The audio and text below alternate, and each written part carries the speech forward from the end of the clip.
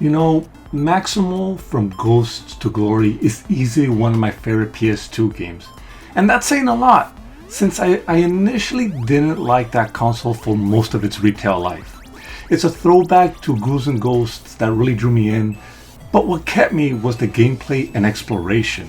So, after beating the game the first time many years ago, I couldn't wait to try my hand on the sequel.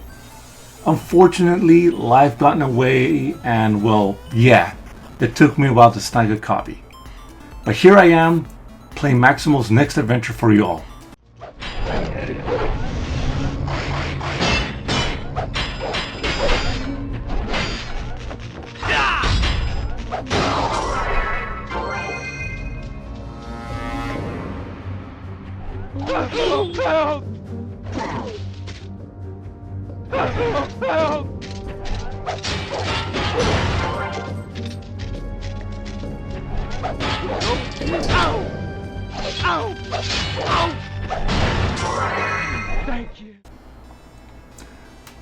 Now, I couldn't wait to see what new gameplay mechanic were introduced.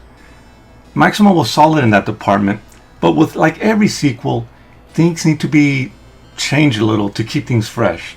Running and jumping remain the same, so basically platforming, but now Maximo could stab onto a ledge to hoist himself up if the jump is a little short, making some platforming segments feel less risky. Still, this aspect pretty much remains the same without taking away from the challenge, all while saving many of the harder parts for later stages.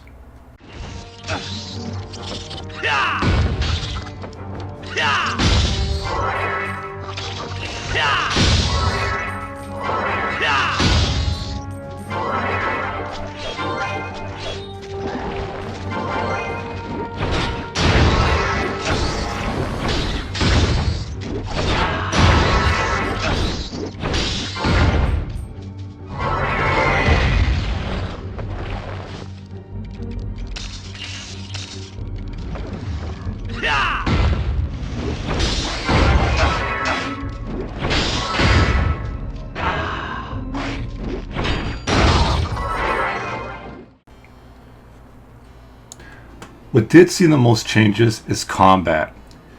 Maximo now has a variety of special attacks at his disposal, as well as a couple of combos, all of which can be purchased by the old spearsmen found in each level. These drain the special meter underneath the health bar, so they do need to be used sparingly. What I like about this is that it adds a bit of strategy while fighting. You will be fighting multiple enemies now, so yeah, it is something you have to think about while going into combat. Though it's nothing too complicated that a beginner can get a hang of. However, if you find yourself in a fight that's too much for you to handle, you can always call upon the powers of the Grim Reaper to tip the scales in your favor.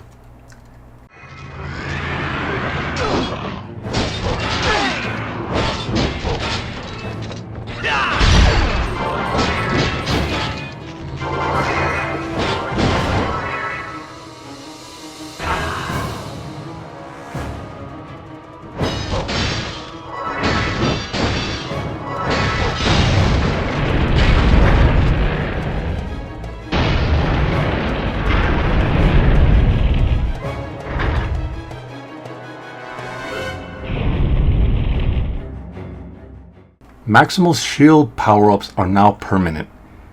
These can help you toss your shield further, ricochet off multiple enemies, or vacuum gold coins from a distance. That last power-up can definitely help you obtain money that's on a harder path without having to risk a life. Another thing that's not permanent is the boxers you could equip, each with their own characteristics, such as refilling special meter faster, adding another bar of health, or my personal favorite, vibrating a DualShock 2 controller when a hidden chest is nearby. The money boxers is especially useful if you're trying to 100% the level. Exploration took a slight hit, and don't get me wrong, there are a lot of hidden goodies here to find here and there, but I would have to say that most of the secret power-ups and money are closer to the main path and easily discoverable.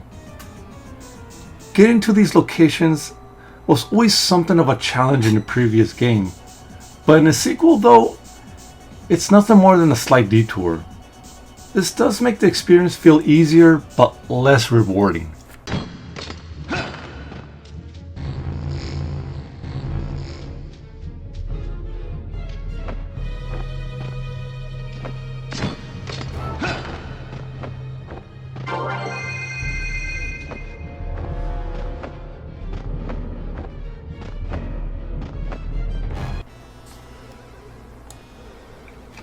Maximo 2 seems to be using the same graphics engine, so visuals are about as good as the previous game.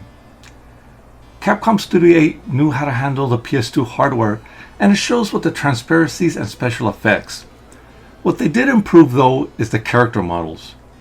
Maximo, as well as several key characters, look like they have more polygons than before, giving them a better defined look. Though the best improvement in these models would have to be that they now have facial animations.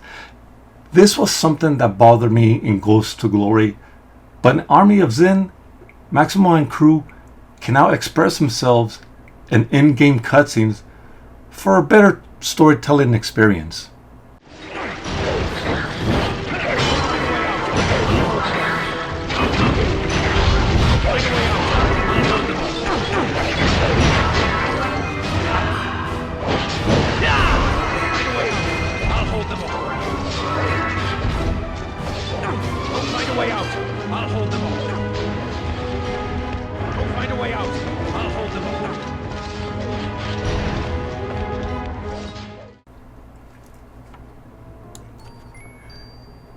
This is probably my nostalgia, but the music is not as good as in Ghosts to Glory. It's not that it's bad. The orchestral pieces and tempo definitely match the mood of the levels. And there is a variety of instruments to keep things fresh. Tommy Tallarico definitely knows his stuff, but it's obviously missing that callback to the Ghouls and Ghosts franchise. Though I could kind of understand it since the whole spooky vibe thing was toned down in this one. What really was a hindrance in Ghosts to Glory was having to pay for both traveling to previous hub worlds as well as saving. But here everything's done on the level select screen, free of charge. However, picking a level is no longer done through a hub world. Instead, it's all done in this one screen, which I understand from a storytelling point of view, though it does take away from the presentation. It feels like a downgrade from its prequel. And there you have it, guys. Maximo versus the Army of Zin on a PlayStation 2. This was an enjoyable experience. I gotta give it a B. There's new power-ups, new shield power-ups, new boxers that change the characteristics of the gameplay. And it's overall a pretty enjoyable experience. What keeps it from a perfect A though would be, well, the Zin.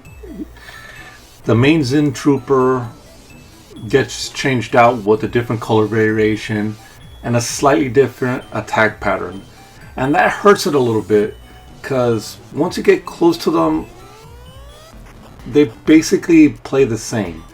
You know, they basically fight the same, and yeah, the fighting, the combat gets a little repetitive. The special moves change it up a little bit, but that main Zin trooper that you fight throughout the entire game, yeah, it gets kind of stale. Fortunately, they do add a couple of different monsters here and there to change things up, but I don't think it's enough. But still, it's not too bad. A loose copy goes for around $15, and a complete version like this goes around for $30. So you got your options. It's not a very expensive game, and I like it. It's a pretty enjoyable game. This was Knockout 21. Please comment, rate, and subscribe, and like always, have a good one. Take care, you guys.